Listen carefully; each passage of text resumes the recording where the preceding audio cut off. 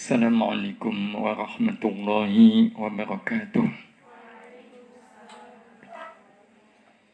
Kita awali dengan basmalah. Bismillahirrahmanirrahim. Alhamdulillah. Alhamdulillahilladzi hadana lihadza wa ma kunna linahtadiya laula an hadana Allah. أشهد أن لا إله إلا الله وحده لا شريك له وأشهد أن سيدنا محمدا عبده ورسوله اللهم صل وسلم وبارك على نبينا محمد وعلى آله وأصحابه أجمعين لا حول ولا قوة Illa billahil aliyyil azim, amma ba'd. Bapak dan Ibu, ikhwan, akhwat, juga anak-anak santri, alhamdulillah, malam ini kita diberi kesempatan untuk kembali melanjutkan kajian kita, kajian kitab An-Nasaih Ad-Diniyah wal Wasaya Al-Imaniyah yang disusun oleh beliau Syekh Abdullah Ba'lawi Al-Haddad. Kemarin kita sudah sampai di bab tentang natijah taqwa. Jadi di babnya masih bab tentang taqwa, di mana Syekh Abdullah menyampaikan kepada kita natijah. Natijah itu hasil buah dari taqwa kepada Allah Subhanahu wa taala. Beberapa sudah kita sampaikan ya. Yang paling awal natijah dari taqwa adalah apa santri? Al-ma'iyyatul ilahiyah al-hifdziyah al-lutfiyah. Ini kebersamaan Allah Subhanahu wa taala. Ya, kebersamaan dalam artian Allah Subhanahu wa taala pasti akan membantu ya, menjaga dan melindungi hamba-hambanya yang bertakwa ya, dengan penjagaan yang sangat lembut ya, al-lutfiyah. Itu sudah kita bahas di 2 pertemuan yang lalu. Nah, kemarin yang kita bahas adalah natijah yang kedua, yaitu al-furqan indal ishtibahi wa wuqu'il iskali. Kepada orang yang bertakwa, Allah Subhanahu wa taala akan karuniakan furqan, yakni kemampuan untuk bisa membedakan dengan segera ya, pada saat terjadi istibah atau iskal. Ya, istibah itu ya, dua hal yang serupa. Ya, dua hal yang serupa ya, sehingga membuat bingung ya, ini milih yang mana ya, kalau lihat wajahnya sama baiknya, lihat akhlaknya sama baiknya, ilmunya sama baiknya ya, pendidikannya sama tingginya ya, kalau bisa dua-duanya sih dua-duanya ya, tapi masa ambil dua-duanya, mesti harus memilih. Itu berarti dihadapkan kepada kondisi istibah. Saya harus milih yang mana. Dua-duanya baik. Ya. Atau satunya lagi adalah iskal. Iskal itu ya, bingung, bimbang. Ya, memutuskan antara berangkat atau tidak berangkat semisal. Ya. Antara pulang atau tidak pulang. Itu namanya iskal. Ya, kalau pulang begini, kalau tidak pulang nanti begini. Nah, itu berarti kondisi iskal. Nah, baik kondisi istibah maupun kondisi iskal, kalau dihadapi oleh orang yang bertakwa kepada Allah Subhanahu wa taala, itu tidak akan berlama-lama. Segera nanti akan ada kepastian. Nah, yang memberi kepastian adalah Allah Subhanahu wa taala, apa yang kemudian disebut sebagai al-furqan. Nah, furqan ini, Bapak Ibu dan jemaah sekalian yang dirahmati Allah, kadarnya juga bertingkat-tingkat. Sesuai dengan kadar ketakwaan seseorang. Sesuai dengan kadar ketakwaan seseorang. Yang kalau seandainya kadar ketakwaannya sangat tinggi, sangat boleh jadi dalam kondisi yang sebenarnya jadi kondisi iskal yang istibah, penyelesaiannya cepat atau lambatnya itu tergantung kadar ketakwaan seseorang.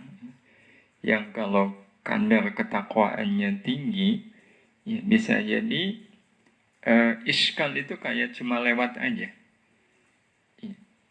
Lewat itu artinya dalam kondisi biasa harusnya ada iskal, harusnya ada istibah. Tapi bagi orang yang sekali lagi kadar takwanya tinggi, iskal dan istibah itu tidak terasa. Segera kemudian mengambil keputusan antara iya atau tidak. Di mana iya dan tidaknya itu sepenuhnya berada dalam bimbingan furqan dari Allah Subhanahu wa Ta'ala. Sebagai contoh, satu peristiwa yang pernah terjadi di masa Nabi Sallallahu Alaihi Wasallam. Cerita ini masyhur, ditulis di banyak buku. Salah satunya yang ingin kita berbagi dikisahkan di kitab Rawdatul Muhibbin wal Mustaqin. Ini kitab pegangannya anak-anak muda, taman orang-orang yang jatuh cinta dan memendam rindu. Santri sudah pernah baca bukunya. Ini buku wajib. Jadi di kitab itu memang beliau sang penulis, yakni Imam Ibnul Qayyim Al-Jauziyah, banyak bicara tentang perjalanan cinta, orang-orang yang jatuh cinta dan memendam rindu. Salah satunya kisah yang terjadi di masa Rasulullah Sallallahu Alaihi Wasallam. Ada yang sudah tahu ceritanya? Memang cerita yang mana ya? Cerita tentang seorang sahabat Nabi Sallallahu Alaihi Wasallam. Ini sahabat yang dikenal dengan nama Julaibib. Sudah tahu ya? Ya udah, nggak jadi ceritanya. Bapak Ibu di rumah sudah pernah dengar Julaibib? Belum, nanti nanya ke santri. Santri sudah banyak tahu ya. Kadang jadi kurang enak ya kalau cerita kepada orang yang sudah tahu ceritanya ya. Tapi tidak mengapa kalau kita ceritakan lagi, karena yang kita ambil adalah bukan semata-mata perjalanan kisahnya, tetapi ibrah yang bisa kita ambil. Jadi bagi yang belum tahu kisah beliau, Julaibib ini adalah seorang sahabat Nabi Sallallahu Alaihi Wasallam. Yang beliau itu istilahnya mengalami keadaan susah itu kayak sempurna. Nah, sempurnanya itu pertama beliau terlahir, dan sampai kemudian beliau besar itu tidak tahu siapa orang tuanya. Maka nama beliau hanya Julaibib. Padahal biasanya kalau sahabat Nabi itu kan mesti ada bin. Jadi kalau ditanya itu Julaibib bin siapa, itu tidak ada data. Dan di kalangan bangsa Arab, dari dulu sampai sekarang, orang kalau tidak punya bin siapa gitu, nggak punya, itu aib. Karena dianggap dia tidak punya keturunan yang jelas, nasab yang jelas. Jadi ini yang pertama. Yang kedua juga beliau tidak tahu kabilahnya. Kabilahnya. Jadi kalau dibilang orang Sunda atau orang Jawa itu kalau Julaibibnya Julaibib Indonesia ya. Jadi nggak jelas ini kabilahnya apa, sukunya apa. Yang ketiga, beliau miskin. Ya, maka di Madinah beliau tinggal bersama Ahlus Suffah. Ya, tinggal di teras rumahnya Nabi Sallallahu Alaihi Wasallam. Ya, di mana Nabi kalau ada makanan lebih ya dibagikan kepada ya, mereka banyak yang akhirnya menahan lapar. Ya, jadi tidak punya keturunan, tidak punya suku, ya, maksudnya tidak punya nasab, tidak punya suku, tidak punya kekayaan, dan tidak punya wajah. Maksudnya, ya ini bahasa kiasan ya. Ya, jadi wajahnya itu sangat buruk.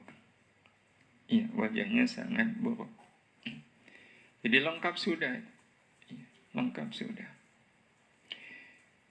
Ya, sehingga beliau ini termasuk sahabat Nabi Sallallahu Alaihi Wasallam yang tidak dirakan oleh sahabat-sahabat yang lain.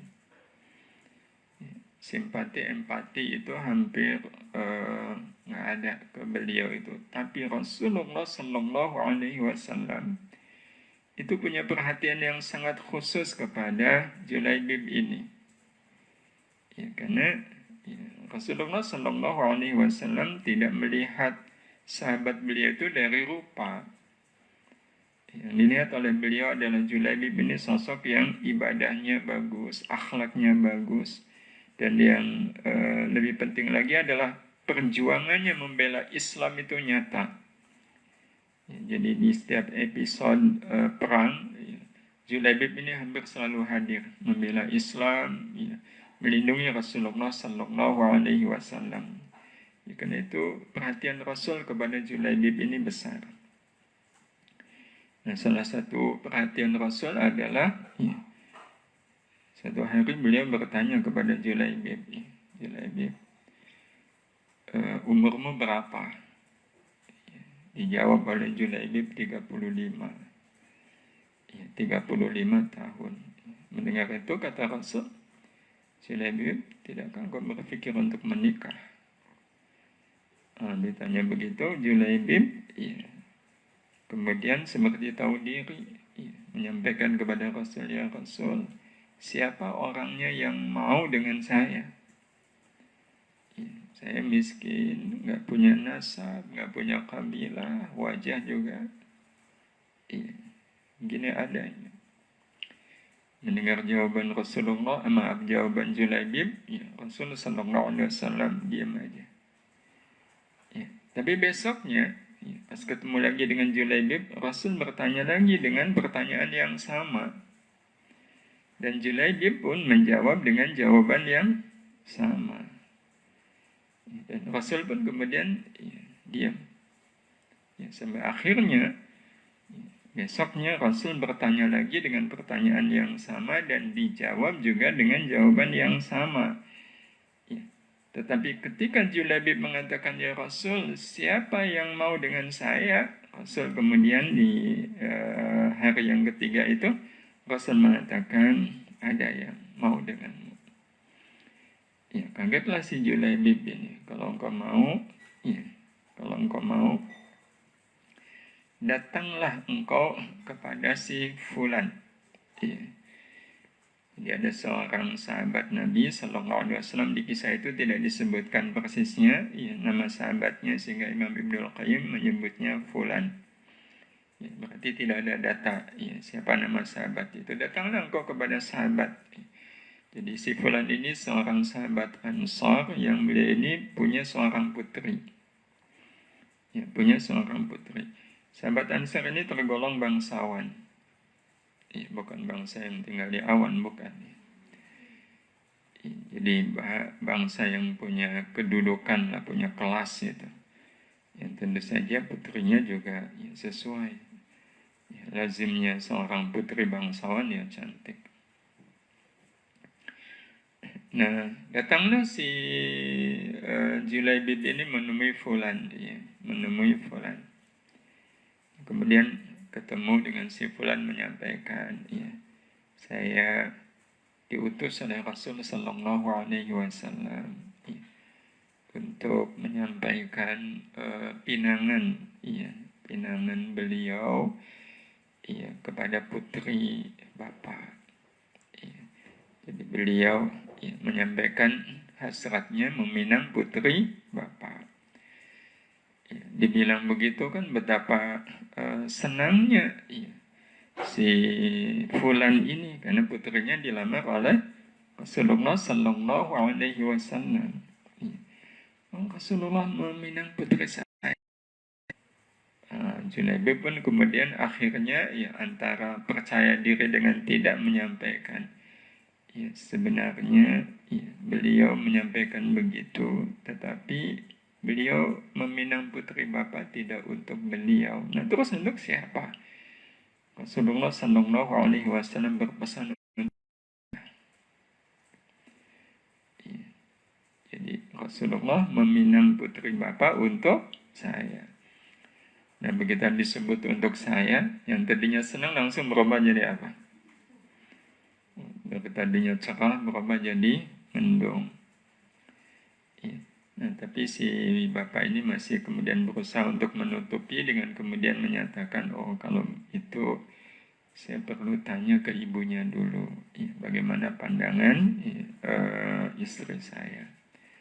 Nah, maka masuklah si Fulan ini dan kemudian menyampaikan kepada istrinya, ya, ibu, ini Rasulullah SAW utusan orang. Ya. Rasulullah meminang putri kita.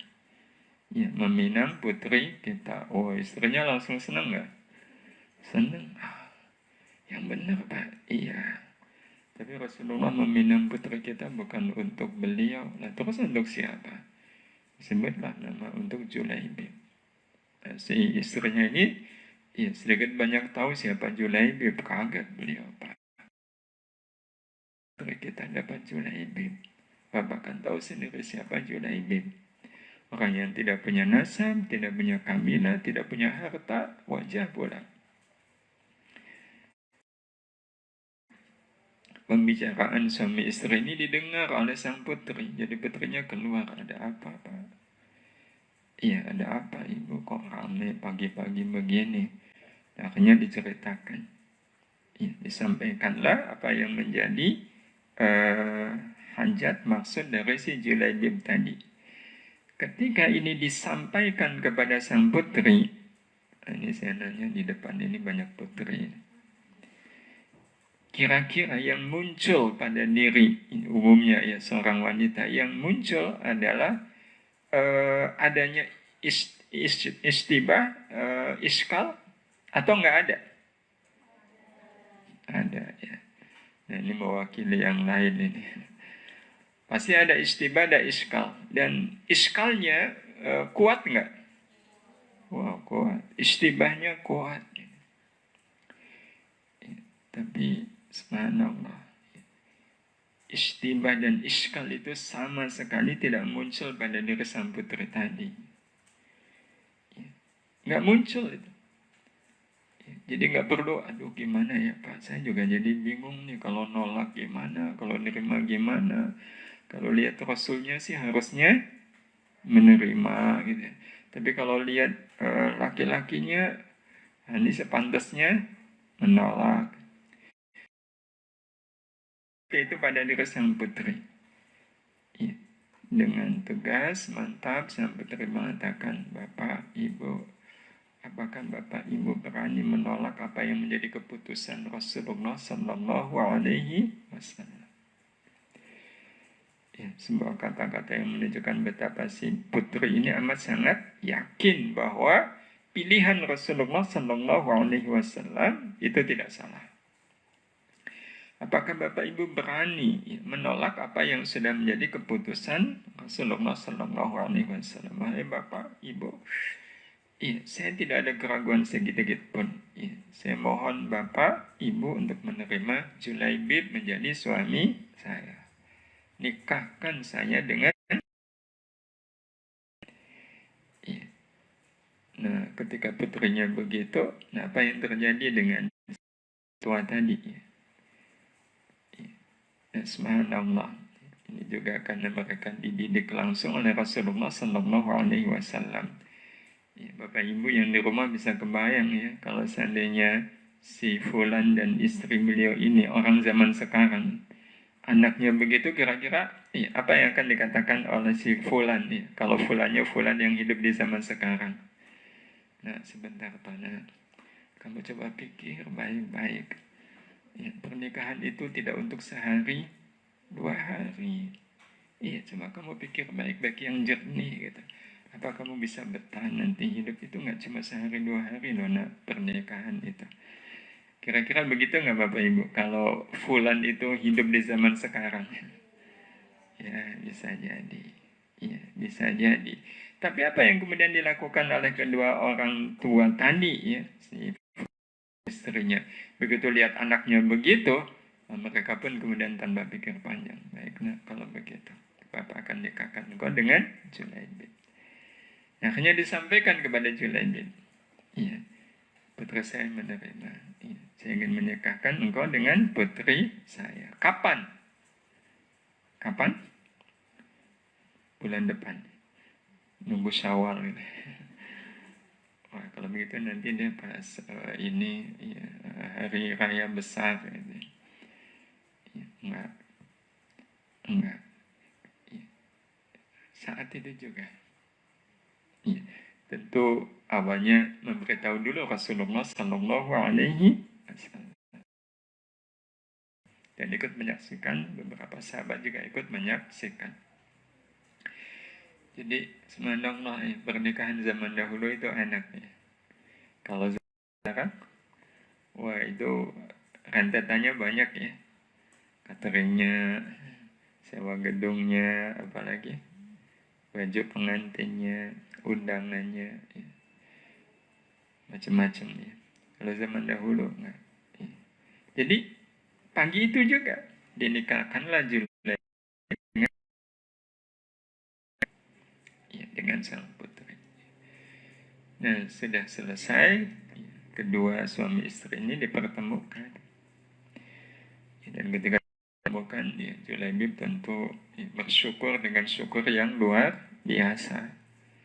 Sampai-sampai beliau bertanya kepada istrinya, apakah engkau bisa bahagia punya suami seperti saya? Nah, dengan mantap istrinya kemudian menguatkan. Nah, namun tak berapa lama setelah akad nikah itu, bertemu pun baru sesaat, tiba-tiba ada panggilan. Semua sahabat diminta kumpul di masjid. Untuk apa? Ternyata ada panggilan jihad. Ada panggilan jihad. Kita bisa bayangkan, Julaibib baru menikah hasil penantian yang sangat panjang. Dapatnya juga seorang wanita yang sangat rupawan. Tiba-tiba ada panggilan jihad. Di mana resiko jihad apa? Syahid, meninggal. Kebayang kalau Julaibib itu hidup di zaman sekarang. Saya mau bertanya kepada para ikhwan, para pemuda. Kira-kira akan muncul iskal nggak? Iskal yang luar biasa ya. Ya masa sih saya harus jihad? Gimana kalau pas jihad saya mati? Iya kalau nggak mati. Kalau mati gimana? Padahal ini baru menikah, itu iskalnya kuat. Tapi apakah iskal itu melanda Julaibib? Subhanallah. Julaibib sekali. Keputusan beliau apa? Berangkat jihad. Kekuatan apa yang menyebabkan Julaibib memutuskan untuk berangkat jihad? Allah Subhanahu wa taala karuniakan furqan kepada Julaibib sebagaimana Allah berikan furqan kepada istrinya beliau. Jadi singkat cerita, beliau pun berangkat. Beliau berangkat. Padahal ketemu istri baru sekedar ketemu, baru sekedar ngobrol sebentar, ditinggal. Dan subhanallah, Julaibib akhirnya termasuk orang-orang yang syahid di medan perang itu.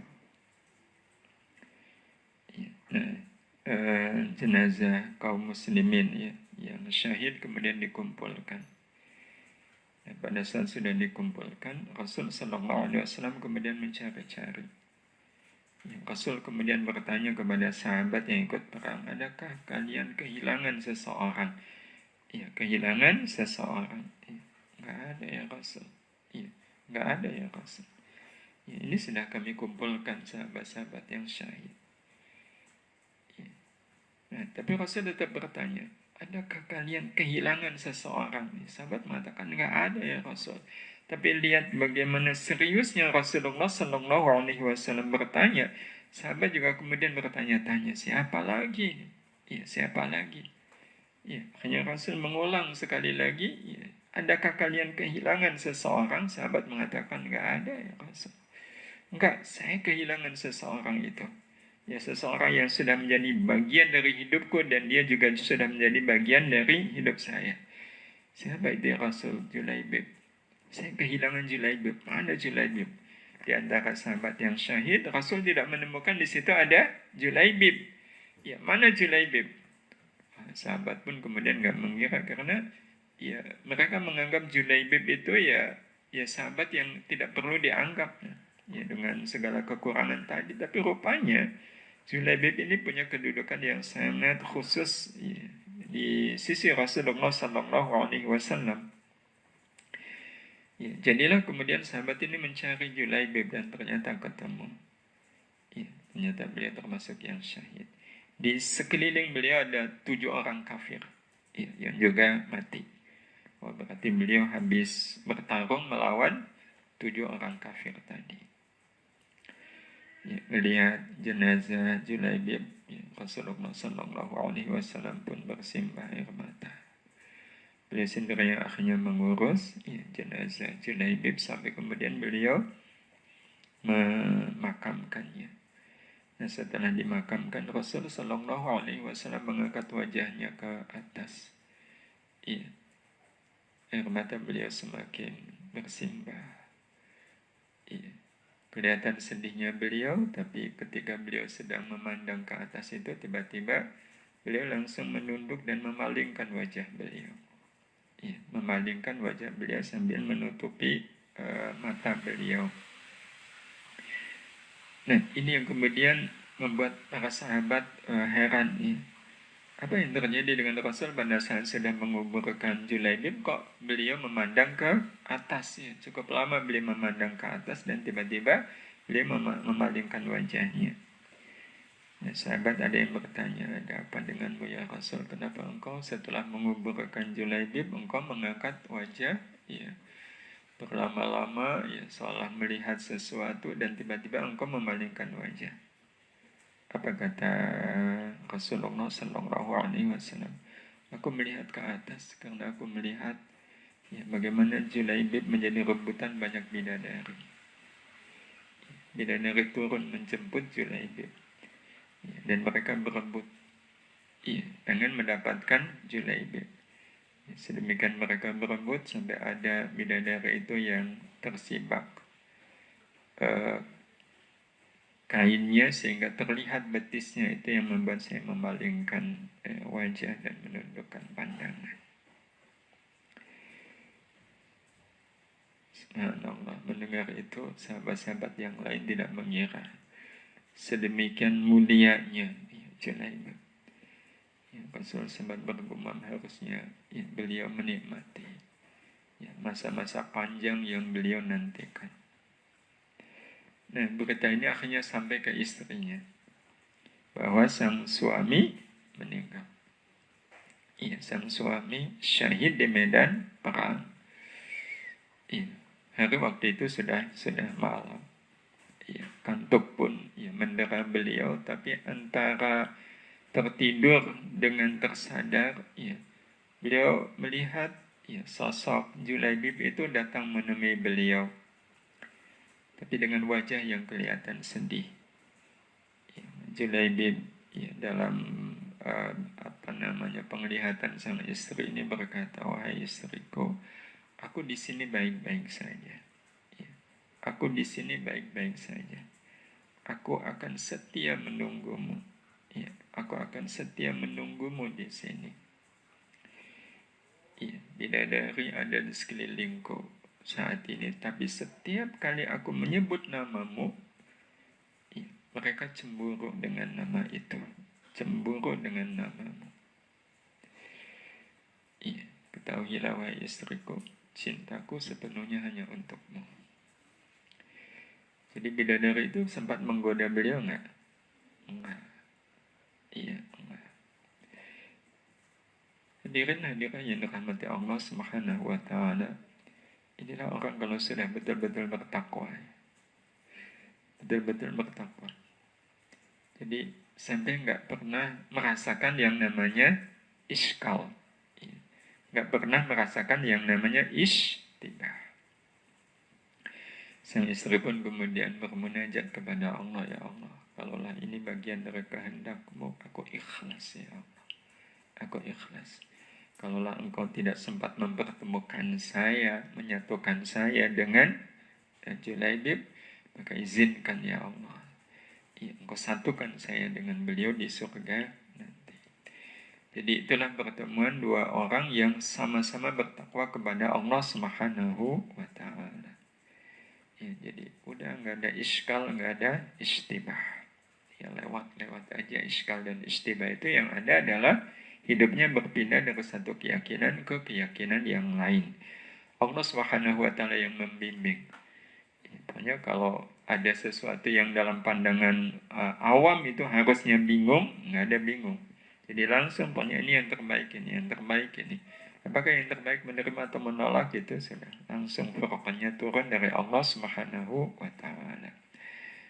Itu furqan ya, menguatkan mudah-mudahan dari apa yang kemarin kita sampaikan.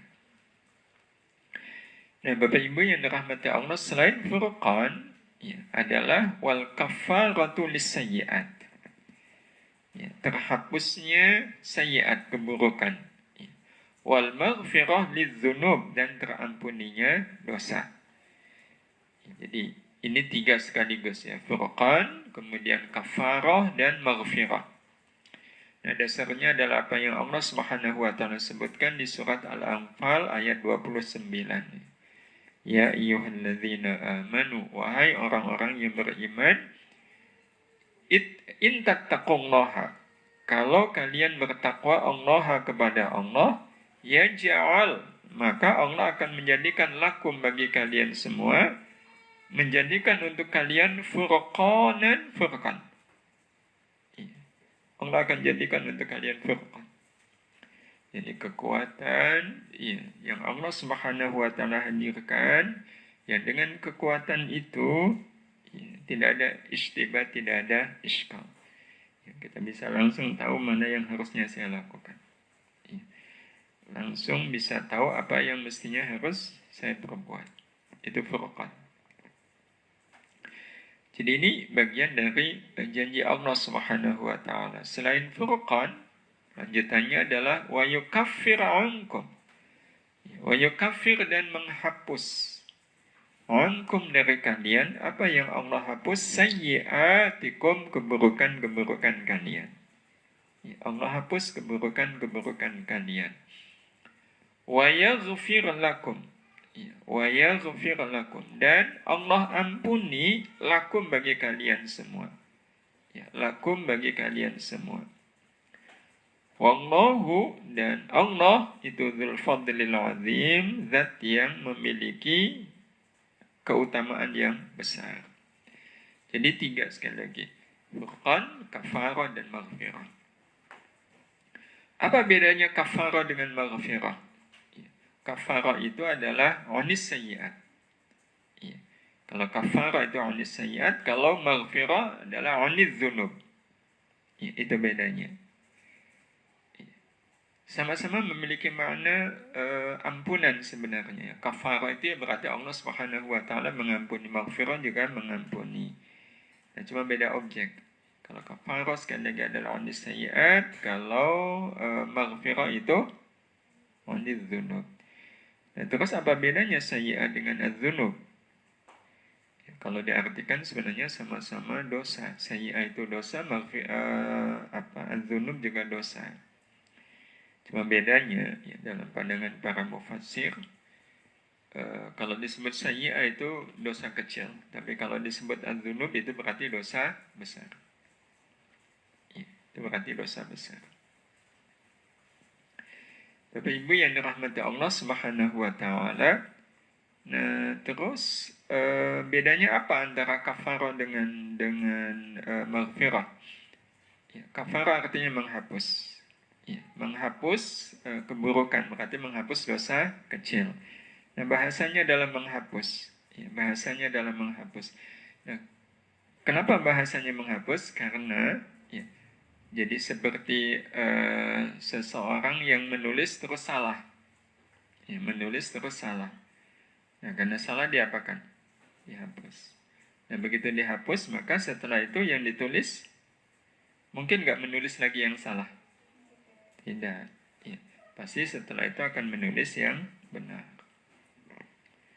Nah, orang yang keburukannya itu dihapus oleh Allah Subhanahu wa taala adalah orang yang setelah dia berbuat buruk, ya, yang digambarkan sebagai dosa kecil tadi, dia tidak akan mengulang lagi dosa itu. Ya, dia tidak akan mengulang lagi dosa itu.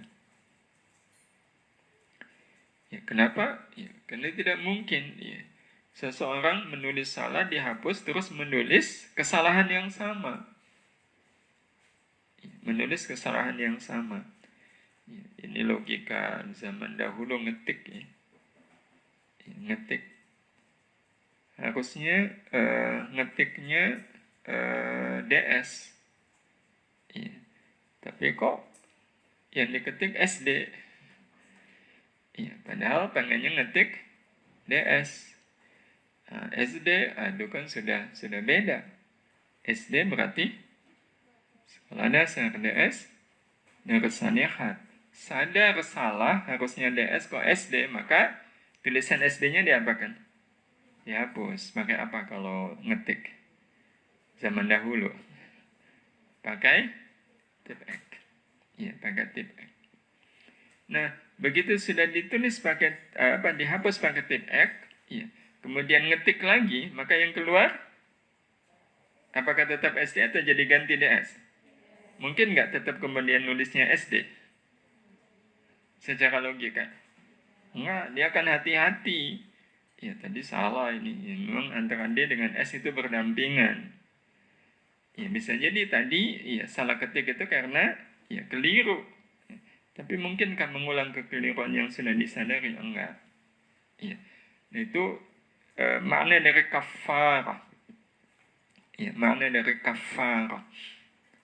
Sehingga kalau seandainya ada orang yang sudah berbuat salah ya, sudah berbuat salah, dia sadar dengan kesalahannya, dia sadar dengan kesalahannya, tapi kemudian dia mengulang kesalahan itu, dia mengulang kesalahan itu tandanya sebenarnya kesalahan yang dia lakukan sebelumnya itu belum terhapus. Kesalahan yang dilakukan sebelumnya itu belum terhapus. Makanya jadi terulang.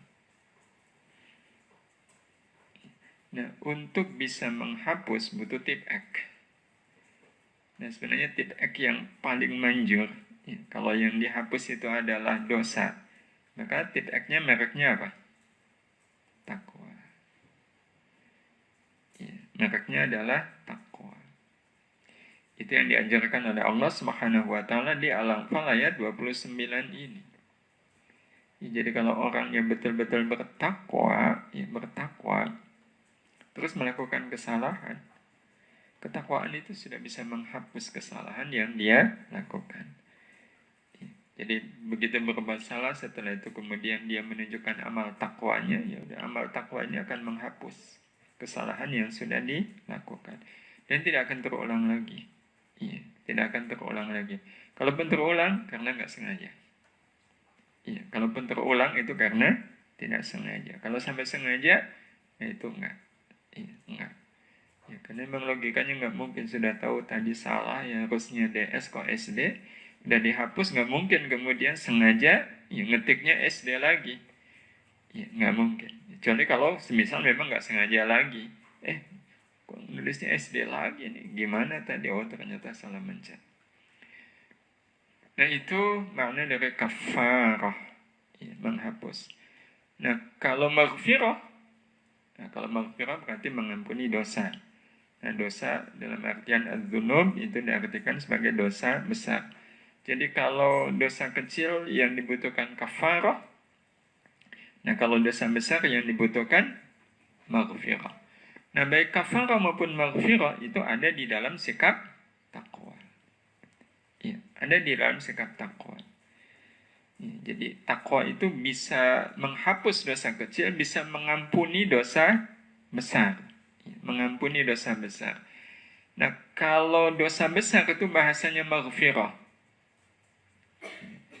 Yang sering kita diartikan sebagai mengampuni. Tapi pengertian mengampuni di sini, ya, Bapak Ibu yang dirahmati Allah Subhanahu wa taala, adalah menutupi dosa itu dari akibat buruk. Ya, dari akibat buruk. Ya. Jadi harusnya orang yang berbuat dosa, apalagi dosa besar, pasti dia akan mendapatkan akibat buruk. Ya. Pasti dia akan mendapatkan akibat buruk. Ya, itu pasti. Tapi akibat buruk yang sering disebut sebagai at-tabi'ah, itu bisa tidak ada ya, kalau orang yang berbuat dosa besar ini mendapatkan maghfirah dari Allah Subhanahu wa taala. Dan sumber maghfirah itu adalah takwa. Ya, sumber maghfirah itu adalah takwa. Jadi beruntunglah bagi orang yang bertakwa. Ya, sekaligus ini memberikan pengertian kepada kita betapa tingginya kedudukan takwa di sisi Allah Subhanahu wa taala. Ya, betapa tingginya kedudukan takwa di sisi Allah Subhanahu wa taala. Sedemikian tingginya sampai dosa besar pun itu bisa diampuni karena takwa. Ya, jadi seberapapun orang melakukan perbuatan dosa, kalau betul-betul kehidupannya adalah kehidupan yang ya, dipenuhi dengan takwa kepada Allah Subhanahu wa taala, dosa yang besar itu bisa diampuni. Ya, bisa diampuni. Semakna dengan ini pernah dikatakan oleh Nabi Sallallahu Alaihi Wasallam dalam satu hadis yang diriwayatkan oleh Muslim, ya, Tirmidzi dan Nasa'i. Jadi suatu ketika Nabi Sallallahu Alaihi Wasallam didatangi malaikat Jibril. Ya. Nah, malaikat Jibril ini kemudian menyampaikan pesan-pesan kepada Rasulullah Sallallahu Alaihi Wasallam, yang pesan malaikat Jibril ini kemudian disampaikan oleh Rasulullah Sallallahu Alaihi Wasallam kepada para sahabat. Nah, pesannya apa? Ternyata malaikat Jibril itu menyampaikan pesan begini. Ya, man mata min ummati. Ya. Siapa saja yang mati ya, di kalangan umatku, ya, mati di kalangan umatku, la yusyriku billahi syai'a, dalam keadaan dia tidak menyekutukan Allah dengan sesuatu pun. Ya, berarti mati dalam keadaan beriman. Ya, karena kalau orang tidak menyekutukan Allah, ya, syirik itu adalah ya, lawan daripada iman. Jadi orang yang beriman pasti tidak akan melakukan syirik. Jadi dia mati dalam keadaan tidak menyekutukan Allah dengan sesuatu pun. Jadi imannya betul-betul iman yang utuh, iman yang bersih. Ya, iman yang bersih. Ya, tidak ada syirik sedikit pun. Ya, tidak ada syirik. Apa sih syirik itu? Syirik adalah perbuatan manusia yang harusnya perbuatan itu ya, spesifik untuk Allah. Ya, perbuatan itu khusus untuk Allah. Tapi dilakukan untuk selain Allah. Nah, itu jatuhnya syirik. Jadi perbuatan yang harusnya untuk Allah, tapi dilakukan untuk selain Allah. Itu syirik. Jadi contoh berdoa. Doa itu adalah amalan yang khusus untuk Allah. Nah, ada orang berdoa kok kepada selain Allah. Berdoa pergi ke selatan, ketemu laut. Sampai di laut dia berdoa, tapi bukan menyebut nama Allah. Ya, tapi dia memanggil, wahai penunggu laut selatan. Ini kami sedang kena penyakit pagebuk. Ya, saya mohon kepadamu, wahai penunggu laut selatan. Ya, kirimkan anginmu ya, sampai ke Merapi. Angin yang bisa membunuh semua virus-virus yang sedang menyerang kami. Ya, segerakan wahai penunggu laut selatan. Ya, tapi yang dimaksudkan penunggu laut selatan itu ya bukan Allah. Nggak tahu siapa. Nah itu berarti dia sudah melakukan syirik. Ya, dia sudah melakukan syirik. Ya, nah, kalau syirik begini ya udah, tidak ada iman. Ya, itu syirik yang jelas. Ya. Dan ada syirik yang nggak jelas. Ya. Jadi syirik itu ada dua macam.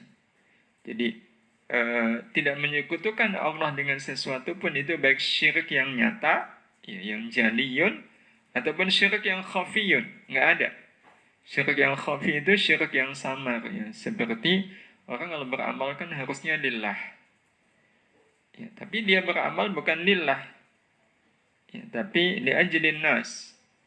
Ya, karena pujian manusia. Dia beramal karena manusia. Itu syirik. Nah, itu beda cerita lagi. Iya, beda cerita. Jadi, ini betul-betul matinya dalam keadaan bersih dari segala macam bentuk syirik. Iya, segala macam bentuk syirik. Kata malaikat Jibril ya, kepada Rasul Sallallahu Alaihi Wasallam yang oleh beliau disampaikan kepada umatnya, kalau ada di antara umatku yang meninggal dalam keadaan tidak menyekutukan Allah dengan sesuatu pun, dakhalal jannah, dia akan masuk surga. Dia akan masuk surga. Yani mati membawa iman yang di dalam imannya tidak ada syirik sama sekali. Dakhalal jannah, dia akan masuk surga. Mendengar pernyataan malaikat Jibril tadi, ya, Rasulullah Sallallahu Alaihi Wasallam bertanya, ya, wa in zana, wa in saraqa. Meskipun dia berzina, meskipun dia mencuri. Kata malaikat Jibril, wa in zana, wa in saraqa. Meskipun umatmu itu berzina atau mencuri, sepanjang dia mati membawa iman, pasti akan masuk surga. Ya, pasti akan masuk surga. Walaupun dia berzina, walaupun dia mencuri. Bapak Ibu yang dirahmati Allah Subhanahu wa taala, pernyataan malaikat Jibril ini menunjukkan apa? Menunjukkan betapa tingginya sebuah iman yang tidak dikotori oleh syirik. Yang tidak dikotori oleh syirik. Ya, sehingga sampai-sampai kalau seandainya dia ya, pernah berzina, pernah mencuri, itu tetap akan masuk surga. Itu tetap akan masuk surga. Berarti kalau begitu boleh dong berzina, ya, boleh dong mencuri. Yang penting iman tapi tidak sampai syirik. Nah, ini ya, orang yang tidak paham siakul kalam, ya, konteks kalimat. Ya, jadi pernyataan malaikat Jibril itu sama sekali tidak melegalkan ya perbuatan mencuri, perbuatan zina, enggak. Ya, kalimat wa in zana wa in saraka itu untuk menunjukkan betapa iman yang bersih dari syirik itu punya nilai yang sangat tinggi. Ya, punya nilai yang sangat tinggi. Dan sebenarnya kalau mau memahami hakikat iman, orang kalau imannya betul-betul bersih dari syirik, mungkin nggak berzina? Ya enggak. Mungkin mencuri? Enggak. Jadi pertanyaan Rasulullah ya wa in zana wa in saraka itu sekali lagi untuk menunjukkan betapa tingginya kedudukan iman yang bersih dari syirik. Ya, kedudukan iman yang bersih dari syirik. Ya, nanti prakteknya nggak mungkin. Ya, nggak mungkin ya, orang yang betul-betul imannya bersih dari syirik dia berzina atau mencuri. Ya, jadi ini memang permainan kata-kata ya, logika. Ya.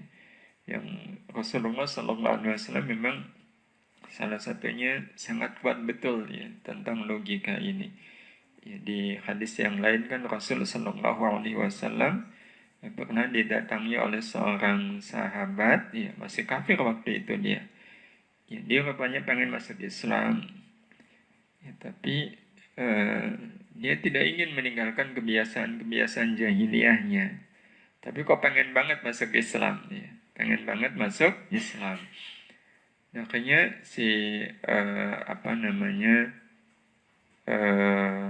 anak muda ini datang ke Rasul Sallallahu Alaihi Wasallam dan mau menyampaikan terus terang, ya, mau menyampaikan terus terang, ya, mau menyampaikan terus terang ya Rasul, saya pengen masuk Islam nih, ya, tapi saya nggak mau, ya, saya nggak bisa meninggalkan kebiasaan jahiliyah saya.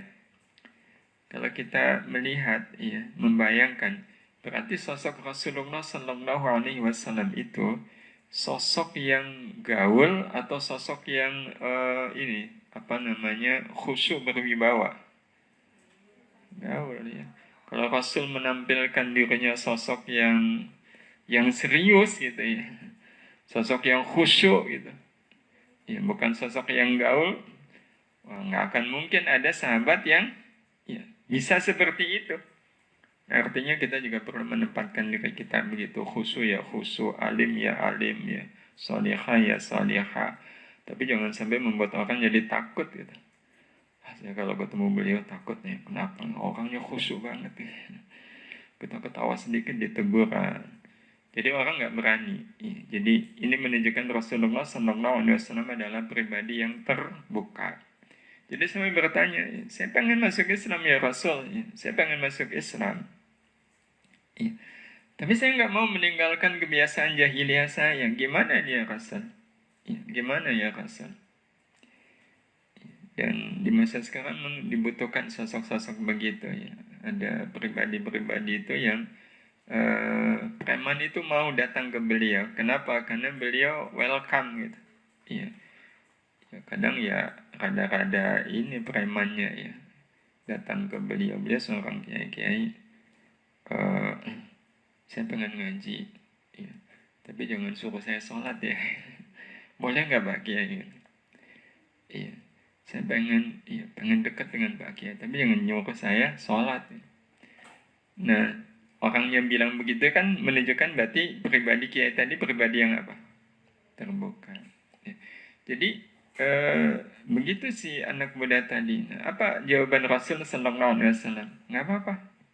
Kalau mau masuk Islam aja. Tapi saya masih suka dengan kebiasaan jahiliyah saya, nggak apa-apa. Tapi satu aja saya pesan kepadamu. Iya, jika sudah masuk Islam satu aja. Jangan sekali-kali bohong. Iya, jangan sekali-kali bohong. Jadi dalam pandangan Rasulullah, berarti bohong itu sesuatu yang sangat tercela dan tidak bohong itu sesuatu yang sangat terpuji.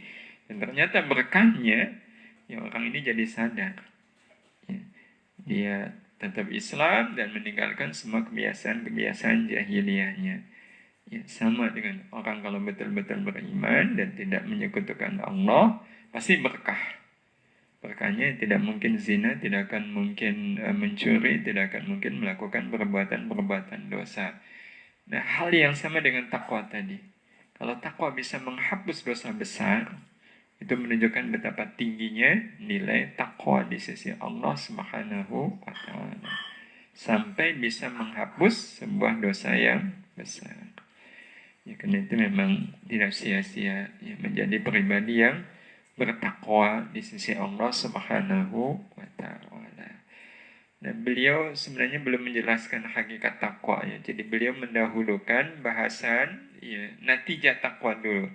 Nanti ketika sudah selesai di bawah kita akan melihat paparan beliau, uraian beliau tentang hakikat takwa. Jadi ini beliau berikan buahnya dulu, nanti baru kasih pohonnya. Ya, nah tentu ada maksud ya kenapa beliau mendahulukan natijah daripada hakikat takwa itu sendiri. Baik Bapak Ibu. ini yang kita bisa sampaikan. Masih ada waktu ini insya Allah ya. Cukup banyak ini waktunya. Ya. Ada sekitar 320 detik. Kalau ada tanggapan dari Bapak, Ibu, jamaah, ya, santri, pengen dapat Julaibib, harus jadi orang yang bertakwa. Insya Allah, orang yang bertakwa itu yang akan diperoleh, yang akan didapat adalah hanya kebaikan. Silakan kalau ada.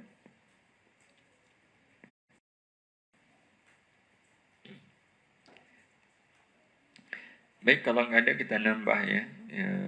Biar pengajian hari ini ada tambahan ya. Nah, sudah 4 ya berarti natijah. Nah, yang terakhir, bukan terakhir ya. Natijah kesekian berarti kelima. Wa min dzalika, dan sebagian dari natijah taqwa, an-najatu, selamat. Ya. An-najatu, selamat, selamatnya minan nari, dari neraka. Ya, orang yang bertakwa kepada Allah Subhanahu wa taala selamat dari neraka. Dan selamat dari neraka itu sesuatu yang luar biasa. Ya, sesuatu yang luar biasa. Ya. Iman itu, ya, kenapa tidak cukup hanya dengan iman? Iman itu ya, hanya menjamin seseorang pasti masuk surga. Ya, seperti pernyataan malaikat Jibril tadi ya, dakhalal jannah, itu iman. Jadi orang kalau beriman pasti dia akan masuk surga. Tapi kalau sebatas iman belum ada jaminan selamat dari neraka. Ya, belum tentu orang yang sudah mengaku beriman, ya, dia selamat dari neraka. Ya, tapi kalau masuk surganya pasti. Nah, terus maknanya apa? Ya maknanya sebelum masuk surga mampir dulu ke neraka. Tapi kalau memang betul-betul sampai matinya dia beriman, ya pasti akan masuk surga, pasti. Iya, pasti. Apa yang itu tidak akan didapat oleh orang yang tidak beriman. Tapi kalau takwa, iya, itu jaminannya adalah selamat dari neraka. Kalau selamat dari neraka, ya pasti masuk surga. Artinya masuk surganya tidak pakai mampir ke neraka. Iya, tidak pakai mampir ke neraka. Karena itulah memang derajat takwa itu ada di atas derajat iman. Ya, sehingga orang yang bertakwa pasti beriman. Tapi orang yang beriman belum tentu bertakwa. Ya, jadi ini buah yang kelima ya, selamat dari neraka. Sebagaimana yang dikatakan oleh Allah Subhanahu wa taala, wa in minkum illa wariduha kana ala rabbika hatman maqdiya. Wa in minkum illa wariduha. Wa in minkum. Ya. Dan tiadalah sebagian dari kalian illa wariduha, kecuali pasti akan mendatangi neraka. Ini ayat ditujukan kepada orang-orang yang tidak bertakwa. Kana ala rabbika hatman maqdiya. Yang demikian ini sudah menjadi ketentuan Allah Subhanahu wa taala. Itu ada di surat Maryam ayat yang ke-71. Sehingga ada ungkapan, pokoknya semua orang itu pasti akan masuk neraka kecuali yang bertakwa. Ya, kecuali yang bertakwa. Sehingga kalau memang betul-betul ingin selamat dari neraka, jadilah orang yang bertakwa. Ya, modal iman saja belum cukup. Ya. Dengan iman, orang pasti akan masuk surga. Dan dengan takwa, orang pasti akan selamat dari neraka. Dikuatkan lagi di surat Az-Zumar ayat 61. Wa yunajjillahu alladhina taqaw. Wa yunajji, dan akan menyelamatkan siapa Allah, wa Allah menyelamatkan alladzina, orang-orang ittaqaw, yang bertakwa. Bimafazatihim, ya, dengan kebahagiaan mereka. La yamassuhumus su'u, mereka tidak akan disentuh oleh azab pedihnya neraka. Walahum yahzanun, dan tidak juga mereka itu sedih dan susah nanti di alam akhirat. Ya, dua ayat ini yang menjadi dalil ya, bahwa orang yang bertakwa itu insya Allah akan diselamatkan oleh Allah Subhanahu wa taala dari azab neraka. Wallahu a'lam. Ada tanggapan? Ada. Iya. Apa tanggapannya? Oh ya, boleh, silakan. Ustaz izin bertanya, bagaimana kita memilah dengan bijak antara penerapan Furqan dengan sebaik-baiknya dan memilih pilihan terbaik yang kita tahu paling Allah sukai, namun kita tengah berada di lingkungan objek dakwah yang masih awam dan belum siap menerima taklif yang berat. Ada kekhawatiran mereka merasa Islam berat, sementara dalam syariat ada anjuran pula untuk memudahkan agama, tidak mempersulit. Mohon pencerahannya Ustaz. Baik, jadi babnya bab mengajak orang ya. Babnya bab mengajak orang kepada kebaikan, tapi yang diajak ini ya, adalah kelompok awam. Ya, kelompok awam. Nah, pertama yang paling penting ya, pada saat kita mengajak mereka adalah hadirlah kita di tengah-tengah mereka itu sebagai pribadi yang menyenangkan. Ya, sebagai pribadi yang menyenangkan. Ya. Jadi ini yang pertama. Ya. Jadi pastikan mereka senang dengan kedatangan kita. Ya, mereka senang dengan kedatangan kita. Mereka menanti-nanti kedatangan kita. Ya. Jangan sampai kita menjadi pribadi yang yang terlalu berwibawa. Ya, terlalu berwibawa itu begini. Lagi pada ketawa-ketawa gitu ya. Kan ada ya orang-orang yang ini orang lagi pada ketawa-ketawa nih, terus datang ya seseorang yang dikenal alim. Ya, dikenal alim. Tapi apa yang terjadi dengan mereka orang-orang awam yang lagi pada ketawa ini kan langsung pada diem dah. Beliau datang. Nah, enak kita ketawa-ketawa. Jadi pada diem nggak? Nah, itu diemnya mereka, alimnya mereka asli atau terpaksa? Terpaksa. Iya. Nah, kalau ini nanti jadi berat. Iya, kalau kita harus menyampaikan ajakan-ajakan ke mereka. Iya, ajakan-ajakan ke mereka. Ya, jadi pribadi yang terbuka. Ya, pribadi yang terbuka. Nah, itu syaratnya. Jadi kalau kita sudah menjadi pribadi yang terbuka dengan mereka, ya, dengan mereka, nah mereka pun nanti akan menjadi orang-orang yang terbuka dengan kita. Ya, dengan kita. Sehingga sangat mungkin mereka ya, menanyakan kepada kita sesuatu ya, yang membuat kita seperti diberi kesempatan ya, untuk menyampaikan apa yang semestinya dilakukan oleh mereka. Ya, karena lain antara tiba-tiba kita ngajak ya, dengan mereka memulai. Ya, mereka memulai dengan bertanya. Ya, memulai bertanya itu semisal begini. Kalau semisal ini santri ya, manggilnya apa? Ustazah. Nah, panggilan juga penting ya. Apa yang paling enak lah, yang membuat mereka kemudian nyaman gitu ya. Nah, Mbak, ya, semisal mereka akan lebih enak kalau manggil saya Mbak. Ya udah bilang aja, saya jangan dipanggil Ustazah lah, saya panggil Mbak aja. Iya, saya dipanggil Mbak. Mbak, saya mau nanya nih. Tiba-tiba mereka nanya, ya, pakaian yang sesuai dengan ajaran Islam itu kayak apa sih?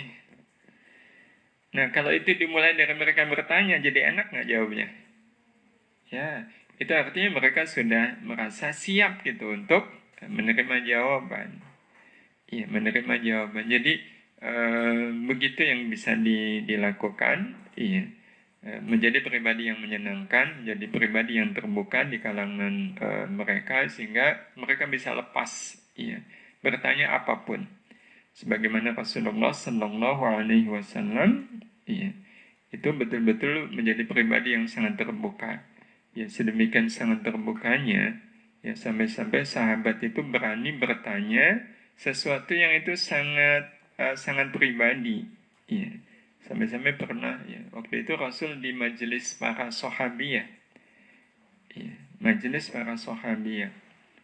Ada seorang sahabi itu yang tiba-tiba nanya kepada Rasulullah yang sepertinya ya, pertanyaan ini pertanyaan yang berat untuk disampaikan oleh seorang wanita. Artinya tidak semua wanita mau bertanya seperti ini. Ya. Jadi pertanyaannya begini, tiba-tiba wanita tadi, ya sahabiah bertanya, ya Rasul, ya, gimana menurutmu kalau saya mimpi tapi tidak keluar mani? Sampai segitu pertanyaan sahabiah. Itu yang membuat sahabat yang lain, maksudnya sahabiah yang lain itu sama-sama batin gitu. Kok nanya kayak gitu, misin-misin kayak gitu. Tapi bahwa sahabat tadi, sahabiah tadi nanya sampai hal yang seperti itu menunjukkan Rasulullah pribadi yang apa? Terbuka. Iya, pribadi yang terbuka. Ya, tetapi ya jangan sampai kemudian terbuka tanpa batas ya. Jadi saat-saat tertentu juga ya, harus menunjukkan izzah ya, kewibawaan. Jadi pandai-pandai aja ya, seperti Rasulullah Shallallahu Alaihi Wasallam.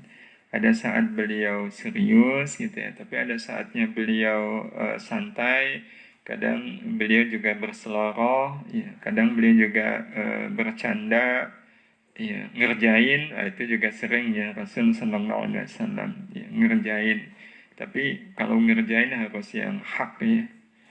Ya, ada seorang nenek-nenek ya datang kepada Rasul, ya Rasul, apakah nanti saya di akhirat akan masuk surga? Ya, apa jawaban Rasulullah?